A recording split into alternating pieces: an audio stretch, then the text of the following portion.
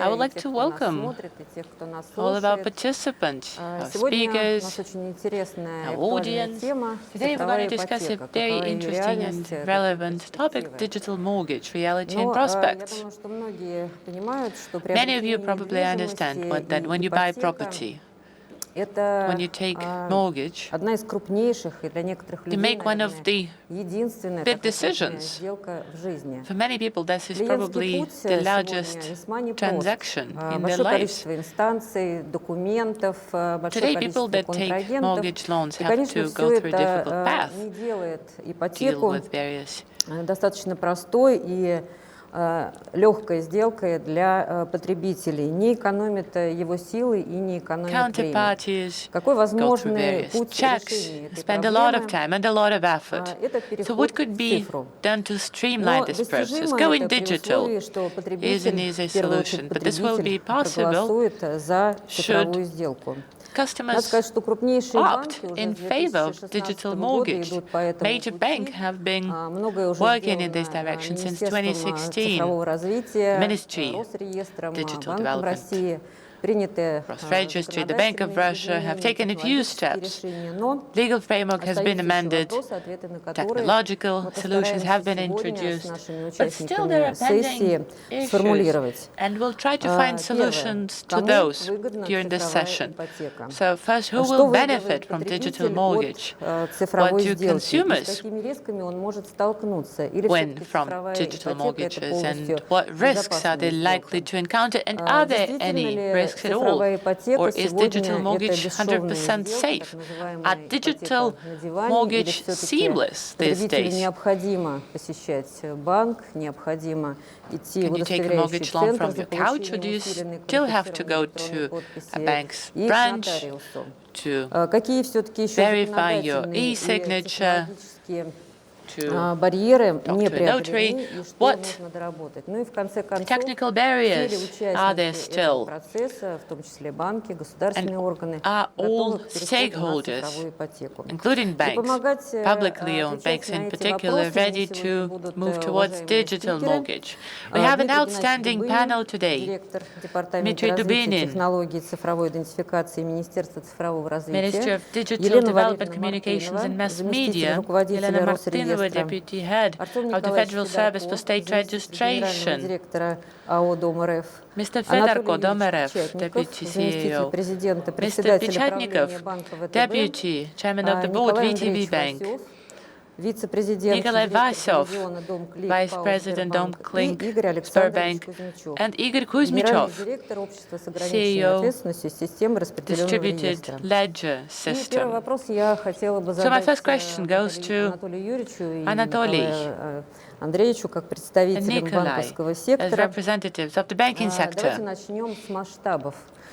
Цифровой ипотеки, это уже стало массовым явлением. Какая доля на сегодняшний день цифровой ипотеки в общем объеме? What is the share of digital mortgage, share of the overall amount of mortgage transactions? What potential for the development do you see, and what restricts the development of this instrument? And how can you encourage your customers to opt for digital mortgages? And what is lacking to make digital mortgages seamless? Thank you, Olga. I appreciate the invitation. It's a great pleasure to take part in this panel together with very prominent experts and discuss this very relevant subject. So, digital mortgage today. Elena will probably give us more statistics, but over 50% of mortgages are registered online, and 1.8 million families will take mortgage loan this year. So digital mortgage is a reality and a rapidly growing sector. Your second question was, why do we need to put more effort in digitalization of mortgage loans? Who benefits? Well, primarily consumers. Even before the pandemic, we had a lot of discussion, and the government was very much concerned about mortgage loan prices. Because mortgages promote real estate demand, and in order to reduce costs for end users, we're trying to reduce administrative and overhead costs of banks to save money of the consumers. And I think this is an important factor, because the tariff that's offered to consumers, about 0.5%, correct me if I'm wrong, about 0.5%, depending on how digitalized internal procedures of a bank are, so about 0.5% are costs related to issuing loan and then managing loan. The second benefit is, as more and more products are offered in digital format, the choice increases. So the more choice you have, the more financial institutions offer digital services, especially if they can be compared on specialized platforms, the easier it is for customers to compare and select the most profitable offer. And also people can save their time and money. At the beginning of this forum, there was an interesting discussion on how people spend their time. And someone said that if people have more free time, they will spend this time surfing online or chatting on social media. But I see three main benefits I just spoke about. There are also threats, and threats are obvious. There's a flip side to any digitalization, fraud, namely. And the Federal Service for State Registration has undertaken a few initiatives. It requires an independent auditor of any transaction, and banks and other entities can act as such. So the fraud is a problem, but we're taking a lot of effort to counter it. So digital mortgage is a reality. It is beneficial for our customers. But unfortunately, the very process of acquiring real estate, of owning real estate, requires a lot of public services. You need to be allocated a plot of land if we're talking about this hectare in the Far East, then you need to get a construction permit, then you need to register your property rights, then you need to hire a housing management company. So if you look at the entire process, you will need roughly about 20 public services. Some of them are well automated, such as state registration of ownership rights, of title. And some are not. I can hardly think of, going to the police station to be registered on the basis of an electronic record from the electronic registry of title. This is unlikely happening anytime soon. So if we talk about digitalization of mortgage, we need a more systemic vision, a more systemic architecture. We need better understanding of what types of services need to go digital, what kind of standards should apply, what architecture should it be, where should state services or public services be located? Should it be on the platform of DOM.RF or the Federal Service for the State Registration? And what about a format? Should there be a unified format for all services related to one area of our lives? And I think we lack this generic concept. Social treasury is a concept which I think could be a good example. The Ministry of Labor came up with this concept. It coordinated it with all relevant ministries and agencies. It was approved by the decree of government. And now we understand very clearly what standards are there. But unfortunately, similar initiatives are still lacking in the housing sector. There are few initiatives. The Bank of Russia, the Federal Service for the State Registration. The state registration is considering a platform where to set up digital breakout rooms, where people could discuss transactions, but they're still deciding on which platform to use to create such breakout sessions. So who should be in charge of coming up with this concept? I think DOM.RF, Artem, over to you, I think is a relevant institution. I think you should be in charge of drafting such a concept, defining standards of service, and then pass it in the form of a decree of government. And then, of course, a number of other matters will arise, such as private services, and we could incorporate them on our platforms. We could use open data exchange technologies with the public services portal, and this will make life of our citizens much easier. Not only is the concept lacking, not only do we not have established standards, but there are a number of restrictions and hurdles.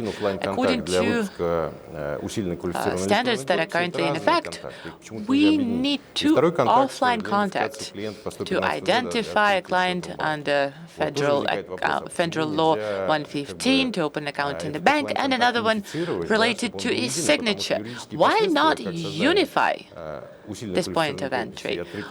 Because I think from the legal point of view, those two types of services are more or less the same in terms of the scope of application, in terms of legal powers.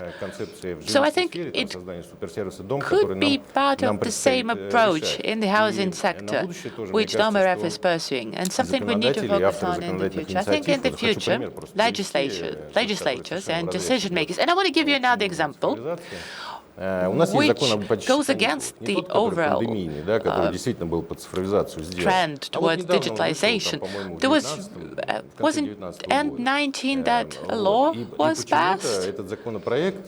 It's a bill that mandates документооборота, связанного с предоставлением ипотечных каникул.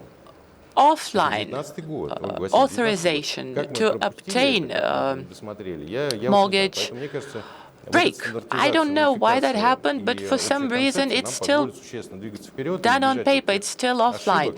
I think this is something we missed, and I think we need to come up with a comprehensive strategy that would allow to avoid problems that we're unfortunately still facing. Thank you very much for this very detailed answer and for those conceptual suggestions. We'll discuss that. And Elena, that sits next to you, she noted your point, and hopefully she will give an answer as to which platform to choose. And a question to Nikolai. Would you please tell us, what's the way Sberbank is looking at the digital mortgage being the leader in the banking industry? Is it something that you believe is a seamless kind of a transaction? Because from Anatoly we heard that switching to the digital mortgage, amongst other things, enables the banks to save on their transacting costs, which reduces the price paid for the mortgage. Just tell us, Sber, how does it apply digital mortgage, and what kind of obstacles you currently see, and what are the possible solutions in order to overcome them? Thank you, Olga. Thank you very much for your question. Once again, thank you for inviting me to participate in this panel. Well, Anatoly, practically, whatever statements one could have come out with, and as far as the digital mortgage is concerned, he said them, so I'm simply ready to join it with a bit of a caveats. In terms of the scales, back in terms of digitalizing mortgage, has been doing it since 2016, whereas in 2016 we were doing it every now and then, and the share of deals coming through the electronic registration by that point in time amounted to about 5 to 10%, but right now it's about 89% of the property deals that pass through the electronic registration. Now, with regard to the digital mortgage, I believe the digital mortgage is a bit broader something than electronic registration, because the electronic registration is the last mile, and before then there is a number of additional ones preceding it, because remotely you must be capable of having a customer submit an application, then secure a credit decision, then approve the property that has been selected, as well as the seller, because before that usually the seller needs to gather a set of documents that one needs to request from a number of government authorities, and quite often that is something that is paperback in terms of who's registered there. They give information as a statement from the local community centre who is living there actually, so that is not very often digitalized, and so the concept of digital mortgage would cover the whole journey, and whenever the customer would like to buy an apartment before the point in time when he relieves this property from what kind of burdens. So throughout that period and throughout that journey, there are so many phases and stages we undeservedly overlooking, and some of the government authorities, that's basically used to be the way it used to be. But I would like to express particular word of gratitude to the Russian government registry, because this fantastic effort which this entity has made since 2015 until recently is absolutely impressive, and the speed with which the current mortgage registration takes place is inspiring. We are publishing the open data. I mean, the speed with which the electronic registration takes place in a number of the Russian regions, the registration takes place approximately, it takes less than 24 hours, and in some of the deals, that is just a few hours. Now, in as far as the problem and possible solutions are concerned, like Anatoly put it, yes, indeed, there is a federal law number 63 under which, when issuing a encrypted electronic signature, the issuing center must identify the individual whom this signature is issued to or delegated to a third party. Unfortunately, currently some of the market players, I shall say, from different angles are looking at this legal requirement, and what we hear is there are means of identifying through selfies, through Skyping, not through the personal identification as is stated, set forth by the law. And so Sber doesn't believe it possible to afford this kind of corner cutting, and we act strictly in compliance with the law. So there is a proposal to allow legislatively to allow for this encrypted signature without personal identification if the bank before that had identified a customer, because there is a banking mobile app that is being used by the customers to transfer a big amount of money, and quite often initiating transactions worth the amounts that exceed the cost of real estate, and the level of securitization of security in such an instrument is quite high. So we believe it is quite possible to allow to issue encrypted signature by using a simple electronic signature the banks are using for their apps and transactions. Second thing, opening an account, particularly in the real estate construction, the residential housing construction, when buying shares in the property that is being built, because we all know that you need to set up an escrow account, but quite often an escrow account must be set up not in the bank where you take your mortgage loan from. And so there are complexities, because either you have to physically go to that bank to open up an account, although you can do everything remotely in the bank that is giving you the mortgage loan, or call for a courier. Not all the banks are eager to call couriers, because that incurs some spending. But even these one bank can run the whole mortgage process in a smooth way, then it still is a difficulty on the side of the bank where you open up an escrow account. And so in terms of the concept that Anatoly described, I would consider within it something of a cross-banking relationship of trust, when you can entrust yourself, I mean, you being a bank to another bank, for the fact that customer identification had been done previously, and that would simplify the customer journey, because in the primary market there are about 20% of the whole volume is taking place after the government program has slightly altered its configuration, but that means a great amount of transactions, and more than half of an escrow accounts are being opened not in the bank where customers get their mortgage loans.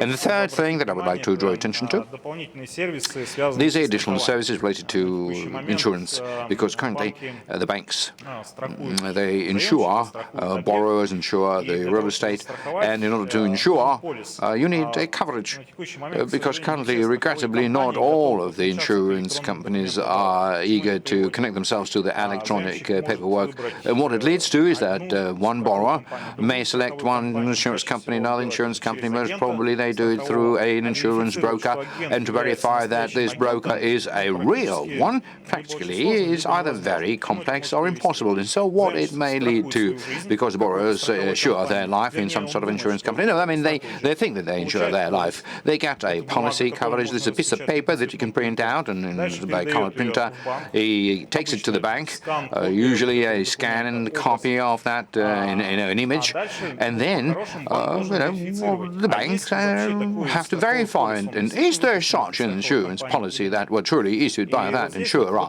And so when there's no integration, there's always a risk that a borrower believes that he's insured, but actually he's not, or she's not. Or there is another thing when a borrower can truly insure his her life or insure real estate, and then by the law, in the course of 14 days, he can cancel that policy. I mean, for example, he decided to save a little bit, and then unpleasant things start happening. So, changing the regulation of the rules whereby insurance companies and banks interact and introducing electronic documentation is another way to digitalize mortgage market, which on the one hand will save costs because everybody is walking around, with the third-party liability in motor vehicles in a digital form. So that would reduce the risks for the borrowers, and that would simplify the whole of the transacting journey. And so I believe that in digitalizing mortgage, a lot has been done so far. And once again, I would like to thank all of our colleagues for having done it together. But I would say that in front of us, there are quite a few interesting goals in order to make the customer journey much more interesting, exciting, and seamless. Thank you, Nikolai Andreevich. You have truly touched upon very important points that I would say we're not always cognizant of, but in order for the digital mortgage to become easy and seamless, you must not rule out these things, starting from what we were talking about, like collecting all kind of affidavits and with respect to the property that either a customer is selling and using the proceeds buys new housing by making the down payment, or some additional documentation needs to be collected. And that is actually very, very important. Now, with respect to identification and verification of insurance coverages, that is also an important topic. Thank you very much. Well, I also heard from you, as well as from Anatoly, in reference to Elena, both the praise and quizzes. Well, of course, Russian Registry is one of the key participants in the process of switching to the digital mortgage, and many things have already been done for that purpose. Could you please tell us what, in your mind, needs to be done additionally? What kind of problems need to be overcome? Because I know that there is a pilot currently going on. Maybe it's not a pilot when the mortgage transaction can be registered within 24 hours. Are there any limits to this speediness? Maybe you would you have different KPIs. So what's your assessment of the current state of the digital mortgage? Good afternoon, dear colleagues. Yes, like all of the panelists in this excellent meeting, I would like to thank you wholeheartedly for the fact that we have been gathered here together. Although, I have a feeling that we never parted, because we have been in a continuous communication mode with our counterparts in various credit institutions, very closely involved in all of our efforts. And you were talking about how we were able to achieve such results. And I'm extremely grateful to Nikolai and Anatoly for the warm words expressed about us. Oleg Skufinsky, the head of the Russian Registry, indeed is paying strong attention to how we interact with our customers, because the credit institutions institutions are also our customers, as well as to the development of the mortgaged housing construction industry in this country. During his meeting with President Putin, he set us very high KPIs to be reached, and today Anatoly announced the figure of 50%. I'm starting my every morning with this figure, and I'm watching over these dynamics. Today, it has reached 60%. And this is the percentage of transactions which are done in the mortgage market electronically, and that is a very high result. But what kind of result would you think we had in January 2020? Just 9% in the digital form. This is a colossal growth, almost 6.5 times. And that wouldn't be possible to achieve without such a partnership with the financial community. So the first thing that we started out with was when we organized a very in-depth analysis of the whole of the process flow. And we asked the credit institutions to change the way they interact with us, so that the banks, when issuing mortgage loans, would forward to the Russian registry the package of documents directly, so that the customer's journey would be straightened as much as possible, so that people won't have to go to the public service center besides that. So for the credit institutions as well as for us, the first thing that came forward was customer-centric approach, taking care of our customers, in which really helped us. And that was not for the sake of speeding things up, because whenever you accelerate, you always need to align it with the quality, because real estate is an extremely fine and subtle set of issues. We are paying very special attention to it, and to us, as the public institution, it is very necessary to guarantee the rights of owners. So this speed must not be to the detriment of quality, but the customer journey analytics and straightening this journey helped us to achieve such great outcomes. But apart from that, I would certainly want to tell you about the 24 hours electronic mortgage. That's the title name of the project. We began with the 4 pilot regions, and that was happening during the lockdown period, and we put a lot of efforts on developing this system comprehensively, to test it in the pilot region, to see how the registrars were working, how this interoperability with the banking community was happening. And I can proudly say that 85 Russian regions, within a record period of time, because we couldn't anticipate that we'd be able to do it all so quickly, but nevertheless, several months ago, all of the 85 Russian regions joined the 24-hour mortgage project, and every third transaction in mortgage market specifically was being registered within 24 hours. So together with DOM.RF and the Central Bank of Russia started experimenting in data exchange for the digital mortgage, which accelerates the electronic securitization documents. I'm sure Anton will tell us more details about it in his part, so let me not take too much of your time here.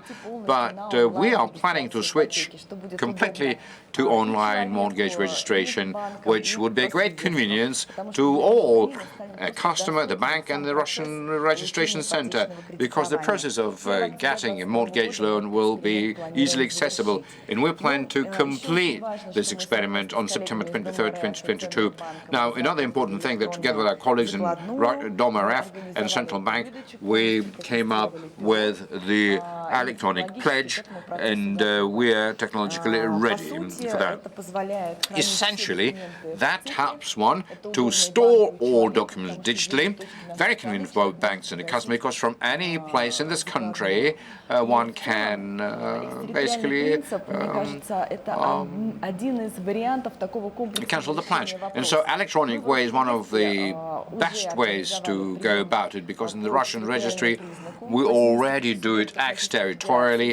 Out of 85 Russian regions, we will finish this re-engineering until the end of 2021, when Andrei Yurievich was asking where it would be best to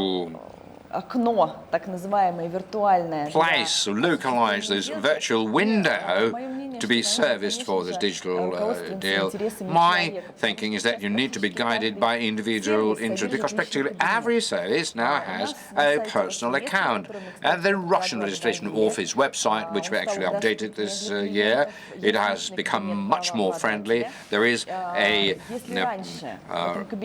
proprietor's personal account, whereas previously there were 36 steps to be going through to set it up. Now there are 3 steps only. There are 12 fields, and more than half of them are pre-filled. So someone who needs it needs to put in very little information in order to get a service. But apart from not having personal accounts in many services, in the banks, in the public notaries, the Russian registry has initiated a project which is called the Transactions Virtual Room, which in the cloud, in online, from all personal accounts, within the personal virtual transaction, can do it virtually. Invite a notary, invite the legal advisor, a credit institution for a full completion of a deal and the signing of the agreement. Until the end of the first quarter, we plan to finish developing XML formats for such contracts so that people would find it even more convenient. And we are further improving our own processes as well. We're helping the registrars to do their work around the whole country, because they're criminally liable for decision-making. So this is very serious work in terms of the compliance assessment. So we're introducing artificial intelligence. We are training neural networks, creating a digital assistant to the registrars so that they could help avoid specific situations with the fraudsters, and to be able to do good assessment of the inflowing documents. But the liability remains with the human being, because AI is just to help. And I guess that there was another question you raised, the problems and challenges. There will always be challenges and problems. The further we are trying to improve, the more of common ideas that we're coming up with about how to make things easier to our customers, particularly since we face various ongoing problems. But they're all solvable when in such a great team effort we're able to deal with it. And there will be a bit of a request that we want to make to the banking community and the central bank, because we on our part do as much as possible in order for the digital mortgage to continue developing. But of course we're still continue receiving a lot of paper documents. So overall, through the help of the central bank and its ability to impact the credit institution, because not all of the credit institutions have joined us into an electronic format of cooperation, I'm sure that we're going to have a great future for the sake of this great country. Thank you very much, Elena Valerievna. You know, I've been listening to you and thinking to myself, I suppose that about 20 years ago, if some of us would hear something like the virtual transaction room or dealing room, we would hardly be able to imagine that something like that could have been possible even 5 years ago. But right now, you know, listening to you, I understand that this is possible. And this is not a distant future. This is a practical reality already. And you were very correct saying that we do all of this in order for a Russian citizen to be able to enjoy not only an available and accessible and a mortgage in terms of its cost, the speed with which a transaction could be done, but also to be confident in the safety of such a deal being concluded. And so our esteemed banking colleagues, we heard them saying on more than one occasion that the key question is specifically a reinforced and put it encrypted digital signature, because if we trace this journey, customer journey, that at this point in time people still have to really stand up and get going to receive this signature somewhere. Yuri Gennadievich, I wanted to ask you, as a representative of the government ministry that is specifically overseeing this area, could you please tell us what kind of future do you see what the ministry is currently doing in order to resolve this and make the story of people getting their encrypted digital signature simple and safe, or maybe certain approaches need to be changed, different other means of registration needs to be used through the biometric system or whatever. And another important question that I'm sure customers are going to be worried by: many banks currently are making it possible for one to get the encrypted electronic signature by using courier services. Is it a safe way, and what one can do in order to really prevent illegal participants using this kind of signatures? Well, thank you very much. Well, let me begin first by saying that I agree with every previous speaker in the sense that, indeed, a very convenient and safe service, and the citizens, they grow used to it. When somebody uses a service that you can receive seamlessly end-to-end digitally, and then see other services that require you coming in person, of course, people no longer will be willing to go and get it, and it's a very well-founded dissatisfaction when one has already gone through the digital experience, because mortgage is a very complex product, I shall agree, and it is something that begins not in the bank but in the mind. There's an intention that you need to change something in your life, and at that point in time people start looking for something, choosing something, and that is where this whole mechanics kicks in, and then somebody grabs this customer and takes him through this process. So this is the most ideal way. But with that, in as far as every digital transaction is concerned, the most important three pieces to it, the data, and our colleagues spoke about it more than once, that there must be data available in terms of the digital format. That is what you need to have when an application form is completely filled, then respective confirmations and certificates, digital documents that any government agency makes accept. And the second important part of it is ID, because any organization, be it a government agency or a bank, must clearly understand who is it that has come to request a service. And thirdly, of course, signature. And this is the issue that you are referring to. Now, I suppose that if we take a look at the current legislation in as far as the mortgage transactions are concerned, very correctly it is saying that either a physical signature or an encrypted digital signature. And our colleagues mentioned more than once that these kinds of transactions which entail high risk, because this is real estate, this is the well-being of a citizen, this is his property, so legislature chose this kind of a signature not for nothing, which ensures the integrity of the document and enables one to define the date of its signing and effectively is connected to the document. And whenever we are talking about the kind of difficulties that specifically one encounters when working with such an instrument, whenever we talk about the personal presence, and whenever we're saying that you need to go to the certification center and submit the necessary set of documents, effectively this is something that is already being resolved.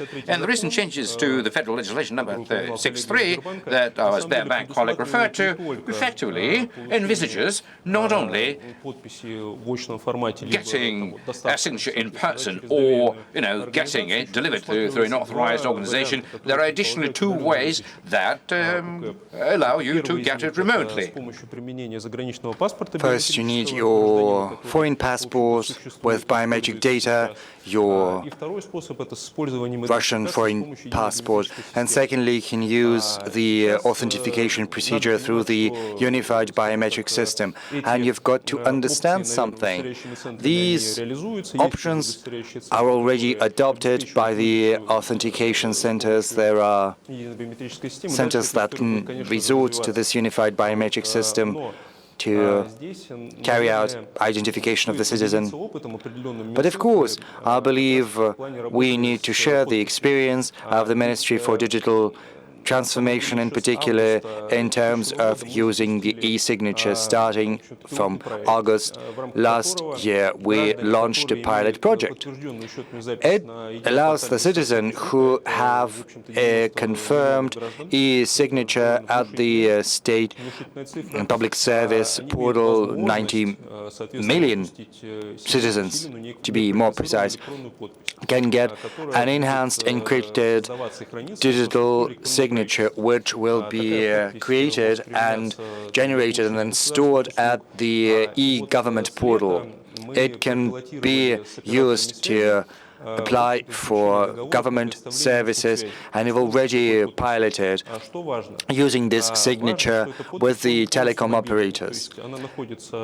It's important that this signature is absolutely mobile. It's stored at the infrastructure of the e-government. You can use an electronic app to sign documents. And of course, citizens have got accustomed to the convenience of using a mobile device. All our life is on a mobile phone. As Mr. Graf said at the very beginning, each citizen looks into the phone 80 times a day, at least. Many people do that more often than that. So we are trying to take into account all of these factors that will allow to ensure the convenience of the process. And our technologies have a cross-cutting nature. They will be integrated across all stages of the process. Starting from August, more than 90,000 contracts for telecom communication have been signed, and many citizens have decided to use the encrypted e-signature for that. Another option is providing a single key for identification, which is required for signing a contract, and we have two legal instruments to ensure that that is possible. First, through the foreign passport, and the second option is resorting to the unified biometric system. So if you've got a unified app, if you've got a confirmed account at the public services portal, then you can get this e-signature. And of course, this will enhance the convenience of getting services online. You don't have to get anywhere in person to apply for a service. But of course, colleagues and we will have to look closer to see what's lacking, what the lacunae are, how to fill them in. And I think all of these issues can be addressed, which will help transition the mortgage application process into the fully digital form. Yes, as far as the courier delivery service is concerned, I think we've got to have a broader picture. It's not just about delivery services. Well, if you've got this token, kind of a physical carrier, something we're accustomed to, we need to understand that if it falls into someone else's hands, then they can use that for some illegal purposes. Whereas a mobile app is somewhat different. The key is stored in the e-government infrastructure. You don't have that key in your pocket, nor can you leave it on the table, forgetting it. And it's going to be very hard to replicate or to copy from the cloud, from the infrastructure. As for the contracts themselves, we've got this tool, the physical token, which is stipulated by the law. You can get it via a delivery service, or you can get it yourself. If this system exists, then you need to have a certain level of culture for that. You need to be very cautious, very prudent. You have to make sure that your key for e-signature is not compromised. You've got to care for it and keep it safe. And if a contract is signed and you use an electronic signature, You see, in the past, we worked with the Bank of Russia. We were trying to understand whether at this very signing moment, if we could carry out the identification, confirm the identity of the citizen who is using his or her e-signature. And if you use the biometric data, then it can ensure that the citizen is who she or he claims to be. And it would secure the digital market, make it more safe, more reliable. And that is why the Ministry for Technological and Digital Transformation and the Bank of Russia have elaborated a draft law which is currently under consideration. And if we further pursue this track, then I think this process could be even more enhanced.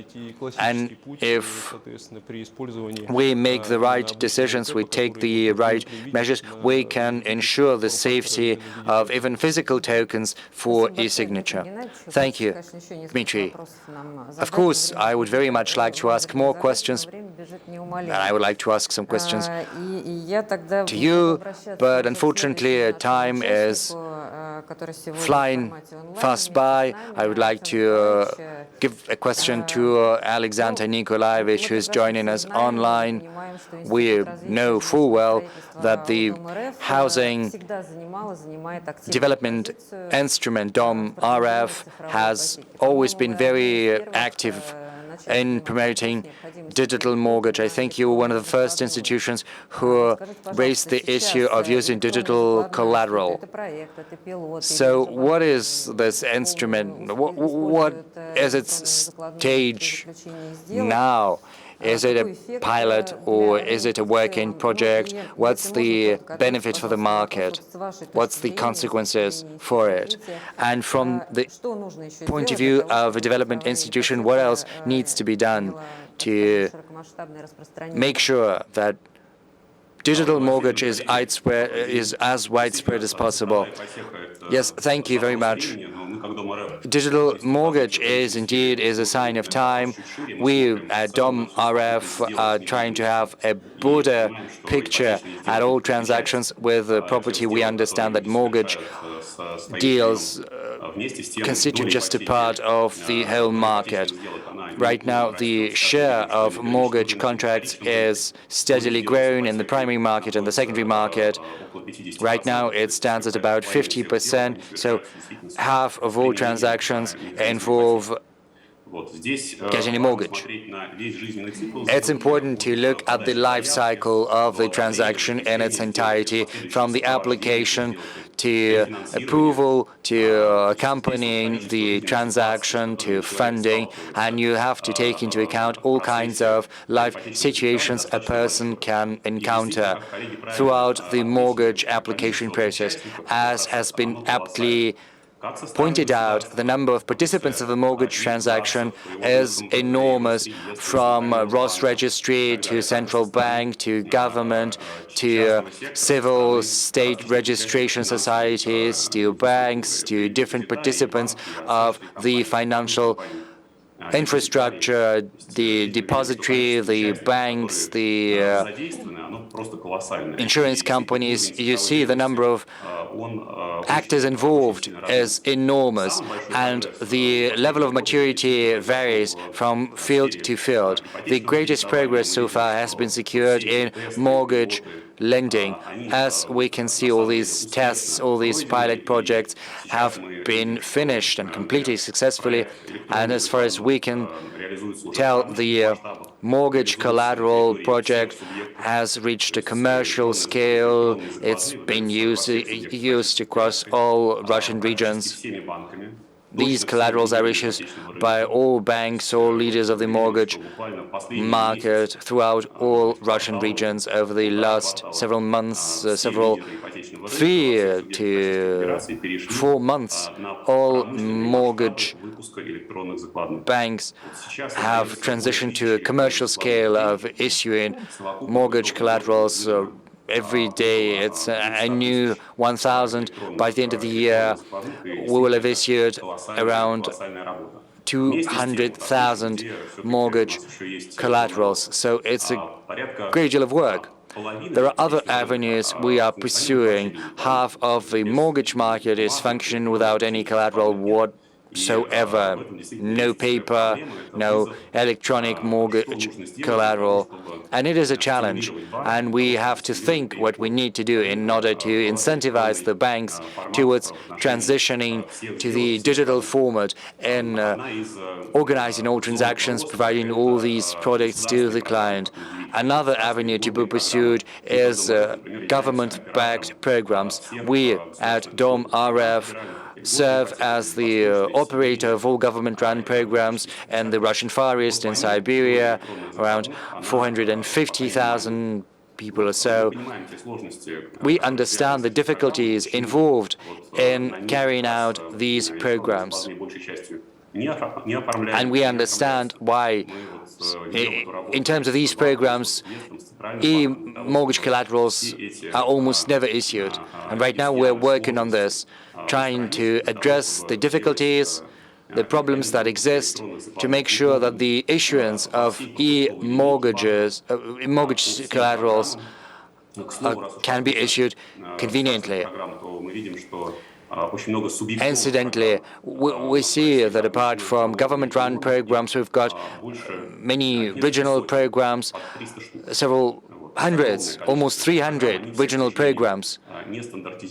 Unfortunately, they do not follow a uniform standard, and mortgages are seldom issued under these regional programs. So what we need to do is to standardize the market to make sure that all mortgage programs transition towards digitalization, both at the national and at the regional level. We need to create interlinkages between these programs, so that a wider range of banks can participate in this process, thereby stimulating greater competition. This is the vision we have.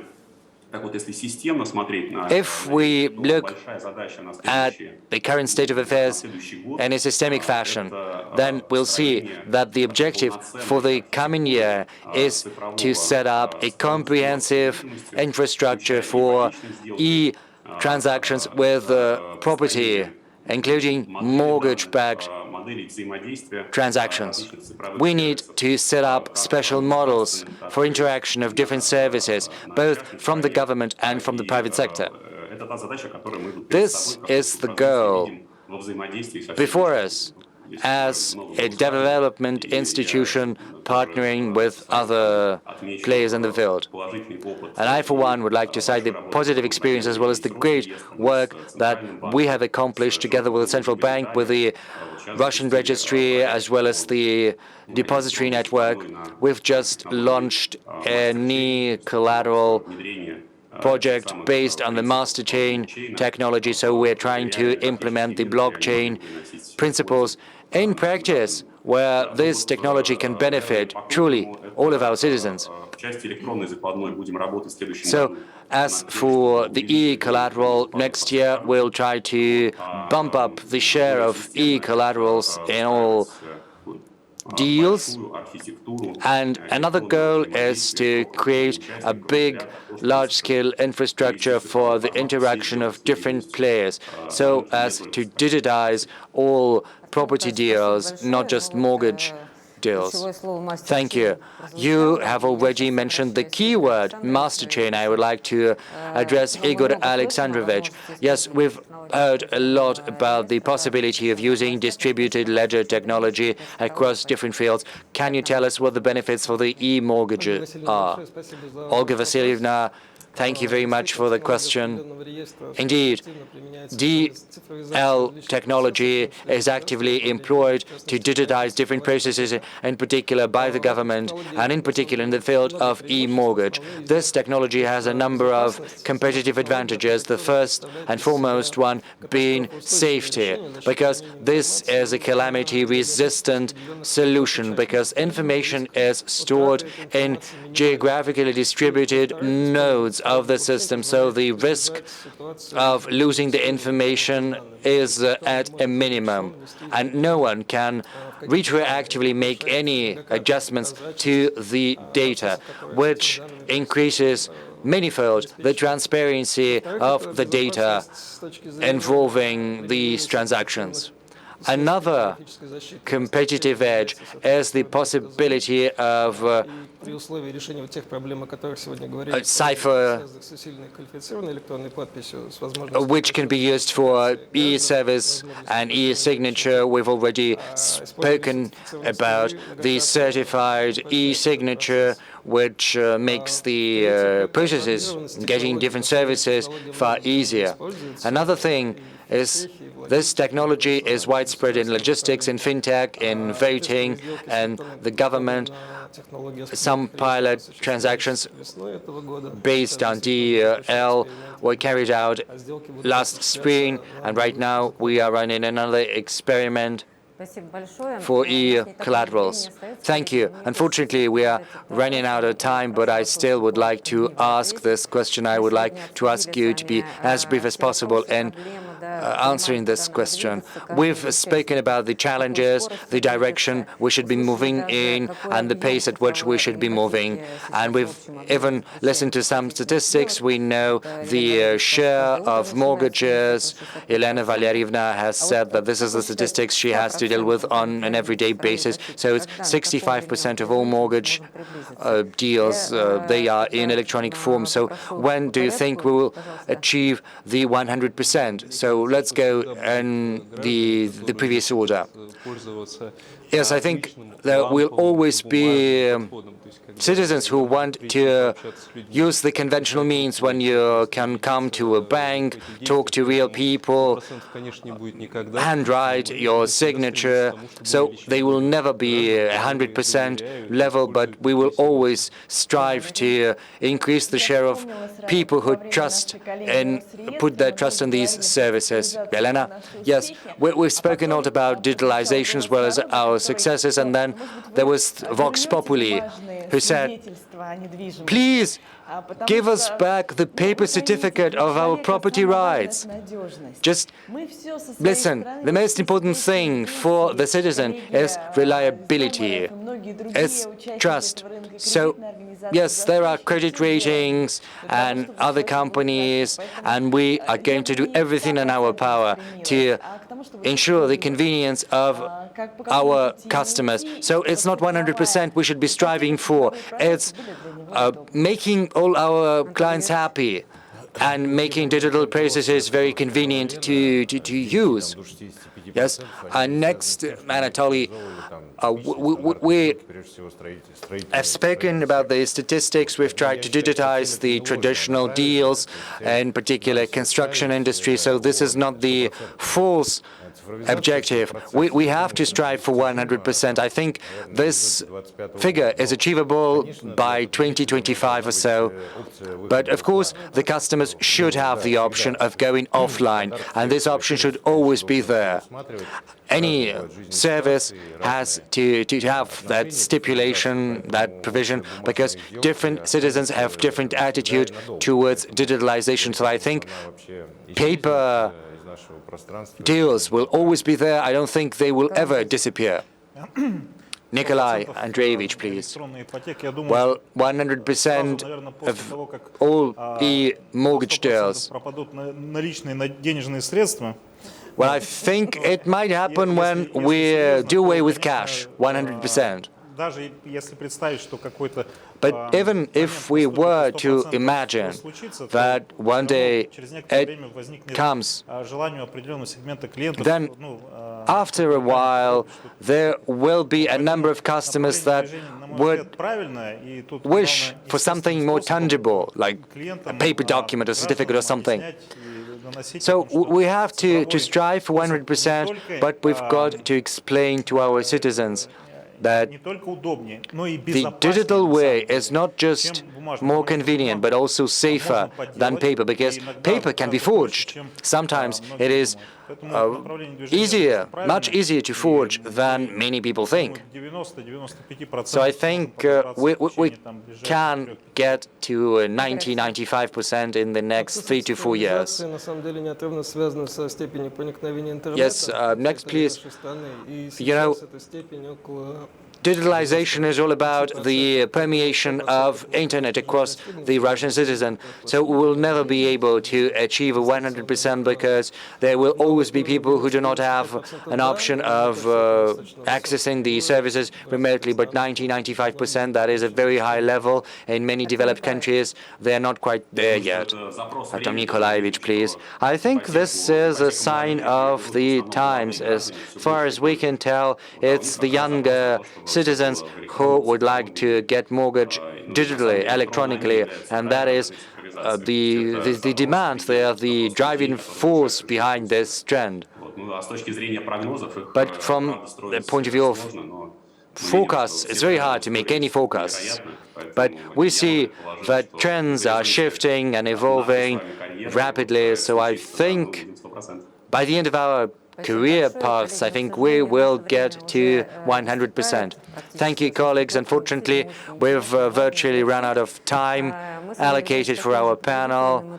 Yes, we're customers too, and we would like the services provided to us to be convenient, to be easy to use, and what's most important, safe. And these are the key principles that we've cited when discussing digital mortgage. I would like to thank the panelists. I would like to wish you all the best. The synergy you have demonstrated today, the attention you have paid to one another will help you secure progress further along the way. Thank you.